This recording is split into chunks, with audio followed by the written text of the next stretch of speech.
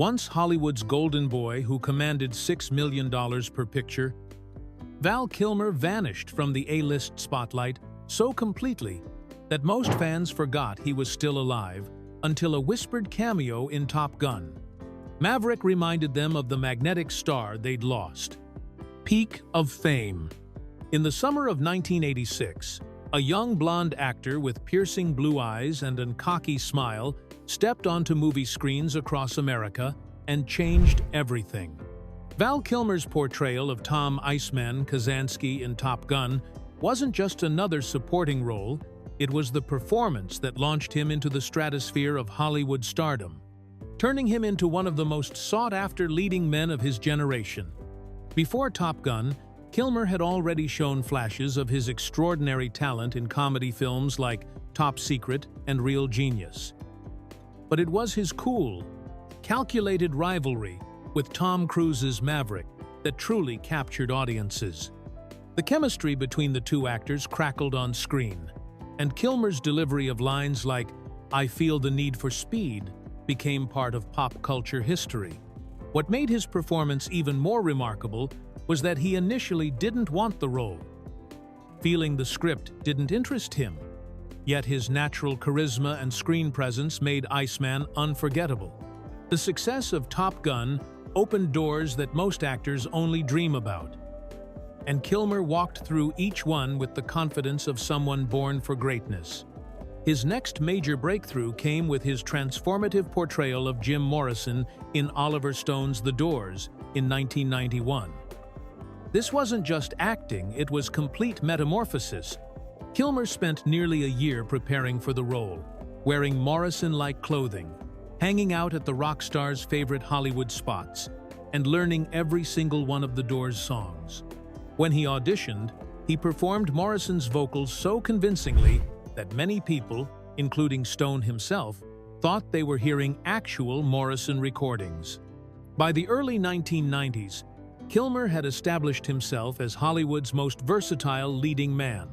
His portrayal of the tubercular gunslinger Doc Holliday in Tombstone in 1993 showcased his ability to disappear completely into a character.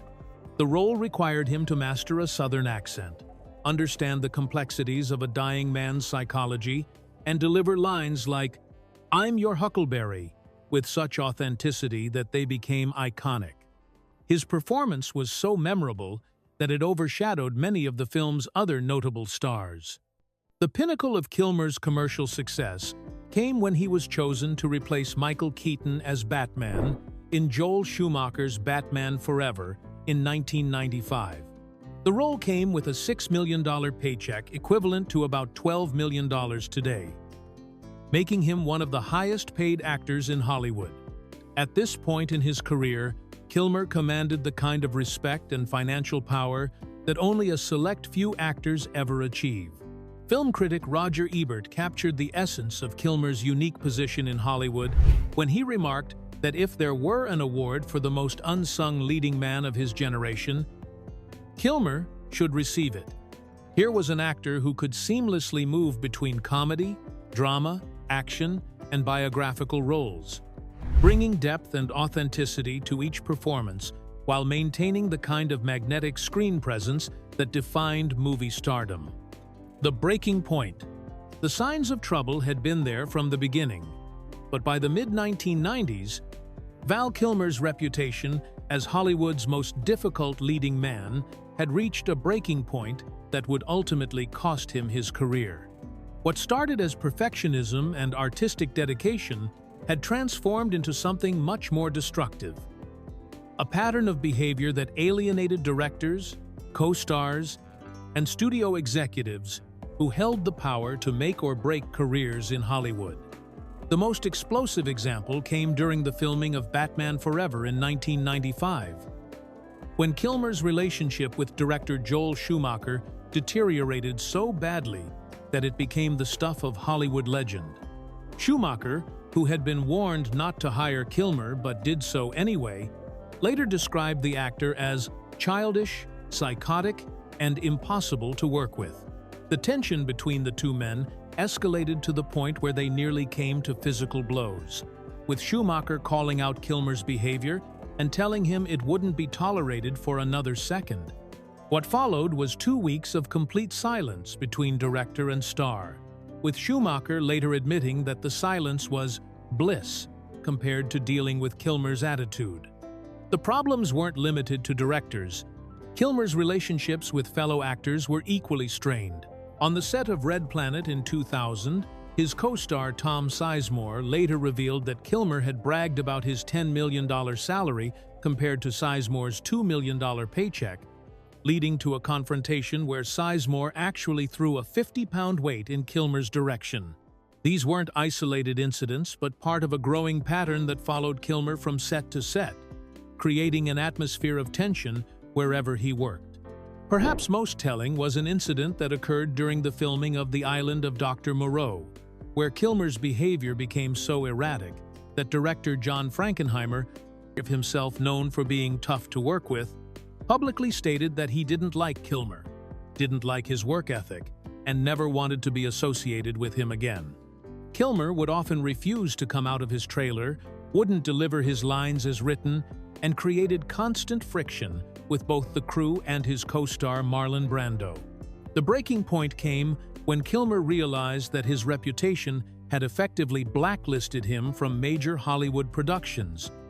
In later interviews, he would admit that he couldn't work for 15 years because of his attitude and behavior. He acknowledged that he had been often unhappy trying to make pictures better, but hadn't done enough hand-holding and flattering of the financiers and executives who controlled the industry.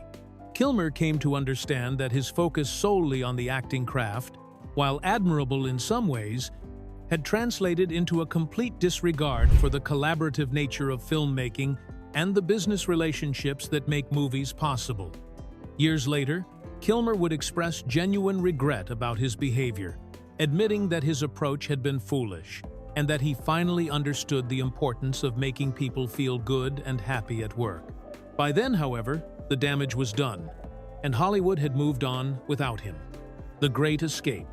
After the critical and commercial success of Heat in 1995, something unexpected happened to Val Kilmer's career. The phone stopped ringing. The major studio offers that had once poured in began to dry up, and the actor who had commanded $6 million per picture found himself increasingly shut out of Hollywood's biggest productions. But rather than fight against this dramatic shift, Kilmer made a surprising choice that would define the rest of his life. He embraced it as liberation. For an actor who had spent years being pushed into action hero roles and blockbuster films that didn't always align with his artistic vision, the sudden absence of studio pressure came as what he later described as something of a relief. No longer bound by the demands of maintaining a leading man image or fulfilling contractual obligations to franchises he never particularly wanted to be part of, Kilmer found himself free to pursue the kind of work that had always truly interested him. The first major step in his great escape was geographical. Kilmer purchased a sprawling 6,000-acre ranch in New Mexico, a property he called Fork Lightning, that had previously been owned by other Hollywood figures. This wasn't just a retreat from Los Angeles, it was a complete lifestyle change that allowed him to reconnect with the natural world and step away from the artificial pressures of celebrity culture. On the ranch, he could hike, fish, raise bison, and most importantly, think about what kind of artist he really wanted to be.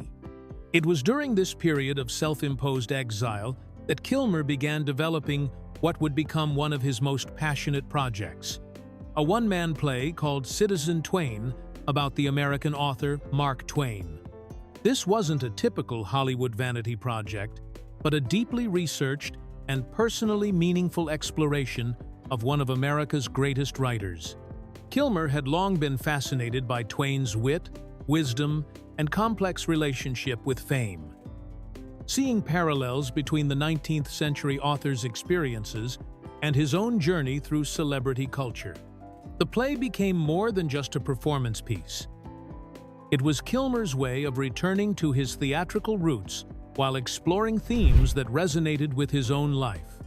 He spent years developing the script, incorporating film elements and live readings that brought Twain's humor and humanity to life for modern audiences. Kilmer took Citizen Twain on tour across the country, performing in theaters, universities, and cultural centers where he could connect directly with audiences without the filter of studio marketing or commercial expectations. This period also marked Kilmer's deeper exploration into other artistic mediums. He began painting more seriously, creating works that would later become a significant part of his identity as a visual artist.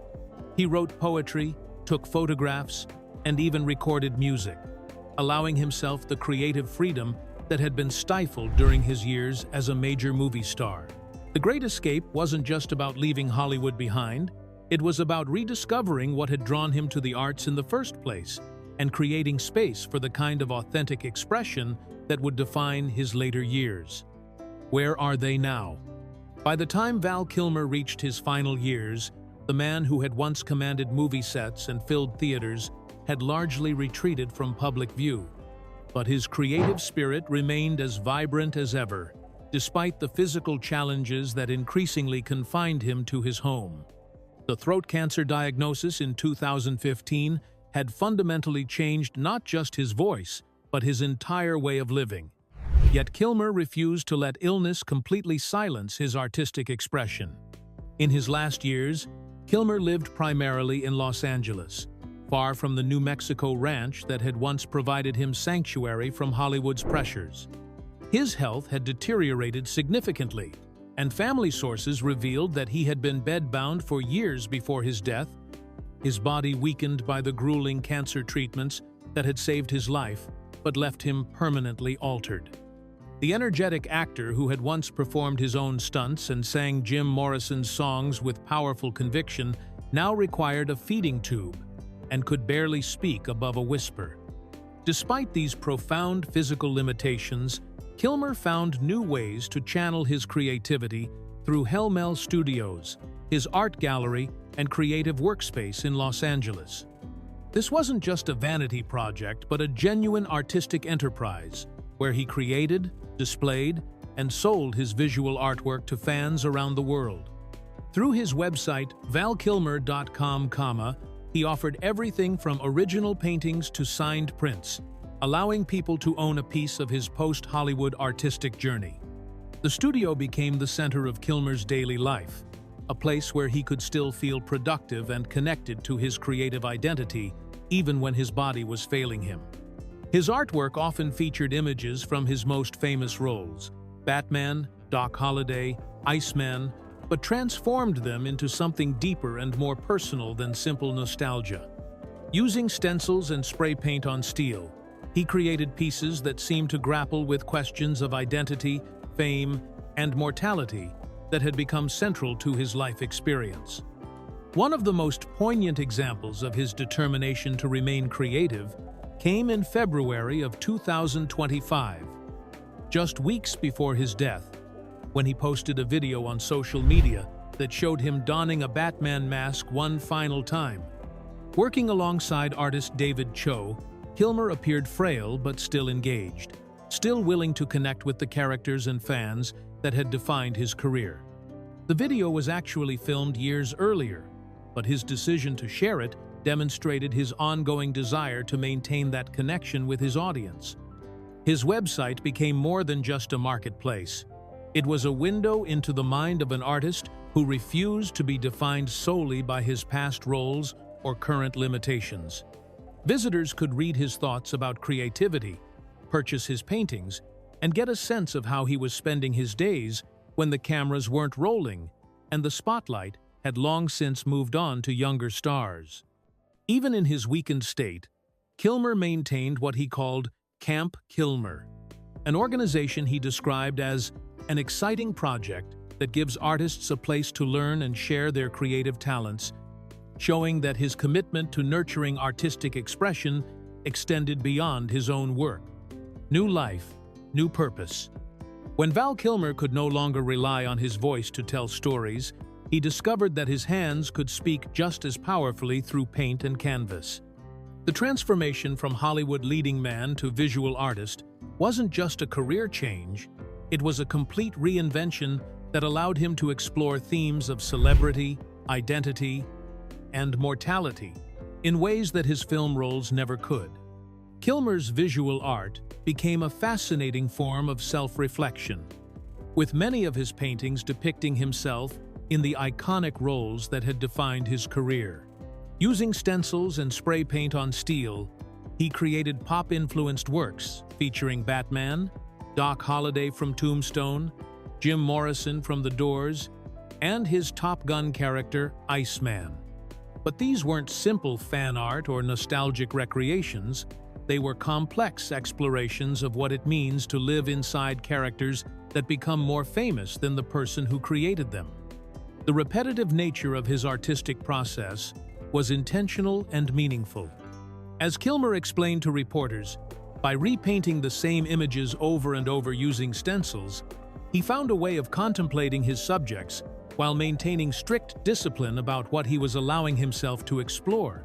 The technique forced him to think deeply about each character, each role, and each version of himself that the public had embraced or rejected over the years. His paintings often included text elements, words like love or God, or quotes from his films that added layers of meaning to the visual representations.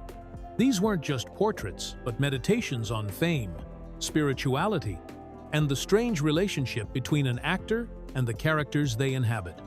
Through his art, Kilmer was able to process his own complex feelings about celebrity culture and the way it had both elevated and ultimately isolated him. The artistic renaissance coincided with two major projects that allowed Kilmer to tell his story in his own words. In 2020, he published his memoir titled I'm Your Huckleberry, named after his famous line from Tombstone. The book became a New York Times bestseller and offered readers an intimate look at his life, career, and the lessons he had learned from both his successes and failures in Hollywood. Even more remarkable was the documentary Val, which premiered in 2021 and was built from over 800 hours of home video footage that Kilmer had been collecting for more than 4 decades. This wasn't a typical celebrity documentary, but an incredibly personal and raw look at his life. Narrated by his son Jack, since Kilmer's own voice had been so severely damaged by his cancer treatments. The documentary revealed the depth of Kilmer's commitment to documenting his own life and artistic process, showing footage from his early theater days, behind-the-scenes moments from his biggest films, and intimate family moments that most celebrities would never share publicly. It premiered at the Cannes Film Festival to widespread critical acclaim, proving that even in his diminished physical state, Kilmer could still create art that moved and inspired audiences around the world. Personal transformation. The diagnosis came in 2015, like a lightning bolt that would fundamentally change everything.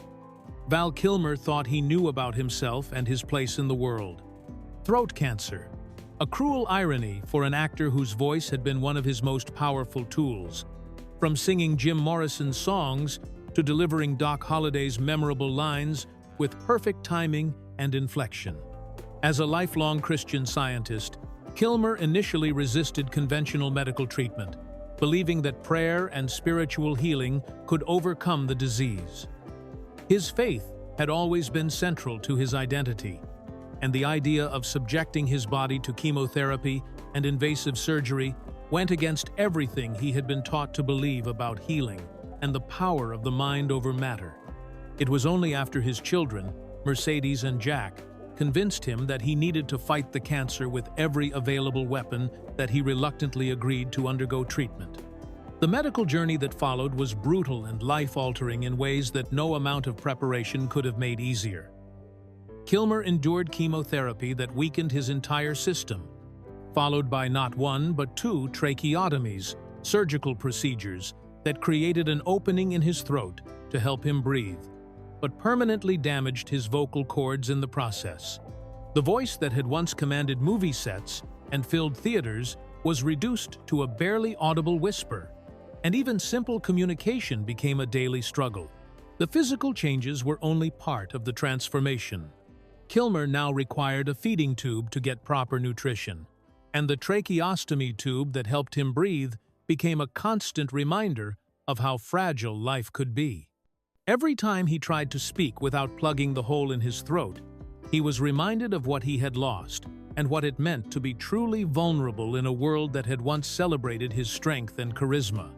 But rather than becoming bitter about these dramatic changes, Kilmer found that his health struggles had given him something unexpected, a new appreciation for life and a perspective that had been missing during his years as a Hollywood star.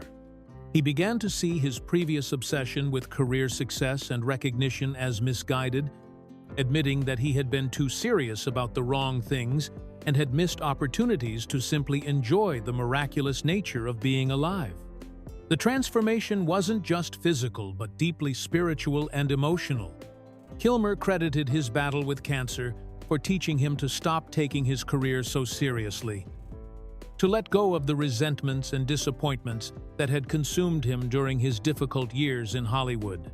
He realized that his previous focus on Oscars, recognition, and industry validation had blinded him to the more important aspects of existence: relationships, creativity for its own sake, and the simple joy of being present in each moment. This new perspective colored everything about his approach to life and art, allowing him to create with a freedom and authenticity that had been missing when he was still chasing the approval of critics and audiences who might never truly understand what he was trying to accomplish. Rare glimpses. By 2019, Val Kilmer had become something of a ghost in Hollywood, a legendary figure whose public appearances had become so rare that each sighting felt like a precious glimpse of a vanishing star. His last major public appearance that year marked the end of an era, as the actor who had once commanded red carpets and premiere events quietly stepped away from the spotlight that had defined so much of his life. The reasons for his retreat were both practical and deeply personal. His health challenges made public appearances physically demanding, and the voice that had once charmed interviewers and delighted fans was now barely audible. Yet, Kilmer found new ways to maintain his connection with the world through social media, where he could share his artwork, post occasional videos, and communicate on his own terms without the pressure of live events or unscripted interactions. His Instagram account became a window into his daily life and creative process, showing followers his latest paintings, behind-the-scenes glimpses of his art studio, and occasional throwback photos from his Hollywood heyday. These posts offered fans something more intimate than any red carpet interview could provide: a direct line to the artist's thoughts and ongoing creative journey. The most significant and emotionally powerful of these rare glimpses came in 2022, when Kilmer made what would be his final acting appearance, reprising his iconic role as Tom "Iceman" Kazansky in Top Gun: Maverick. The scene was both triumphant and heartbreaking. As it required no pretense about Kilmer's condition, his character was also battling throat cancer, making the performance a stunning example of life, imitating art in the most poignant way possible. In the film, Iceman communicates primarily through typing rather than speaking, and when he does manage to speak, his voice is strained and barely audible. The scene between Kilmer and Tom Cruise carried the weight of decades of friendship, both on screen and off, and served as a powerful reminder of what had been lost and what endured. For many fans, it was the perfect goodbye to a character and an actor who had meant so much to their movie-going experiences. Kilmer's final social media post in March of 2025 proved to be eerily prophetic in its quiet beauty. He shared an image of one of his paintings, a surreal depiction of what appeared to be a campfire accompanied by words that now read like poetry. "It's got that late-night glow. Cool tones with a low burn, like when the campfire cools down but you're still wide awake." The painting and caption seemed to capture something essential about this phase of his life: the sense of winding down while remaining alert and present, the peaceful transition from the bright flames of celebrity to the quieter but no less meaningful glow of artistic expression. Just weeks later, on April 1st, 2025, Val Kilmer passed away, leaving behind a legacy that extended far beyond his famous roles to encompass a profound meditation on creativity, mortality, and the courage to reinvent oneself when life demands transformation. No regrets. In the end, Val Kilmer looked back on his extraordinary journey through fame, illness, and artistic rebirth, with a sense of peace that had eluded him during his turbulent Hollywood years. The actor, who had once been labeled difficult and impossible, had found a way to make sense of it all, transforming his struggles into wisdom and his regrets into acceptance. When Kilmer reflected on his reputation for being hard to work with, he did so with remarkable honesty and humility. He acknowledged that his behavior in those earlier years had been misguided, saying simply, "I understand that now," when discussing how his approach to filmmaking had alienated the very people who could have helped his career flourish. He came to realize that being able to work in Hollywood wasn't a right but a privilege, and that his focus solely on the craft of acting had blinded him to the collaborative nature of movie making and the human relationships that made it all possible. This newfound perspective wasn't born from bitterness, but from genuine growth. Kilmer recognized that his past difficulties stemmed from caring too much about the wrong things, perfectionism that became destructive, artistic vision that ignored practical realities, and a stubbornness that ultimately hurt his own career more than it helped anyone else's artistic goals. Rather than dwelling on what might have been, he chose to see these experiences as necessary parts of his evolution, as both an artist and a human being. When his voice was taken away by cancer and its treatment, Kilmer discovered something remarkable about himself: that his need to create and communicate was deeper than any single medium could contain. His transition to visual art wasn't just a consolation prize for a lost acting career, but a genuine expansion of his artistic identity. He described his relationship with his paintings in beautifully simple terms, saying, "I don't know what my art means, but I know it means something to me," a statement that captured both the mystery and the necessity of creative expression. Perhaps most telling was how Kilmer chose to describe himself on his personal website in his final years. Rather than leading with his famous roles or Hollywood achievements, he identified himself simply as an artist who had lived a magical life. This wasn't false modesty, but a genuine recognition that his identity extended far beyond the characters he had played on screen. The magic he spoke of wasn't just about the glamour of movie stardom, but about the entire journey, the highs and lows, the successes and failures, the transformations and revelations that had shaped him into the person he became. Even as his physical strength diminished and he became increasingly confined to his bed, Kilmer maintained this sense of wonder about his experiences. He had learned to find meaning not in external validation or career achievements, but in the simple act of creating something that mattered to him, whether anyone else understood it or not. In choosing to focus on gratitude rather than regret, Kilmer showed that true success might not be measured in box office receipts or critical acclaim, but in the ability to find peace with the path you've traveled and the person you've become along the way.